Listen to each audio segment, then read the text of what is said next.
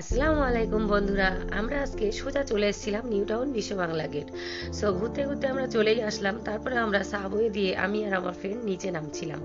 তারপর নিচে নামতে নামতে দুজনে তো বক বক করছিলাম, জানি না কি বকছিলাম। তারপর নিচে এসে দুজনেই ঝটপট দুটো ফটো তুলে ও আমাকে বললো যে চল একটু হাঁটি। তো আমি ওর কথা মতো হাঁটতে শুরু করলাম, জানি না কেন হাঁটছিলাম, তবে দেখে মনে হচ্ছিল র্যামশো করছি। তারপর আমি লিফট দিয়ে উঠে আসলাম, উঠে এসে দেখছি পেছনের দিকে চেয়ে যে ও ওর মনের আনন্দেই ভিডিও করছে। তারপর আমরা চলে আসছিলাম বিশ্ব বাংলা গেটের একদম নিচেই। ওখানে ডাক্তার মৌমিতা দেবনাথের জন্য খুব শোকাহত আমরা। সো ওনার জন্যেই একটা রাত্রে সবাই মিলে একটা আন্দোলন ডাকা হয়েছিল, জাস্টিস ফর আর.জি. কর।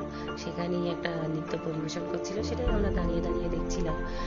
খুবই একটা লজ্জাজনক ঘটনা, বা মেয়েদের এই যে একটা বেরোতে পারবে না রাস্তায়, মানে এরকম একটা ঘটনা খুবই খারাপ লাগছে দেখে। তারপর আমরা ওখানে দাঁড়িয়ে দাঁড়িয়ে কিছুক্ষণ দেখার পরে তারপরে ওখান থেকে আমরা আবার মনটা একটু খাই খাই করছিল, সন্ধ্যেবেলা থেকে তো খাওয়াও হয়নি, ঘুরছিলাম একটু। ঘুরতে ঘুরতে আমরা ওখান থেকে সোজা চলে গেছিলাম স্প্রিং পটেটো ফ্রাইয়ের দিকে।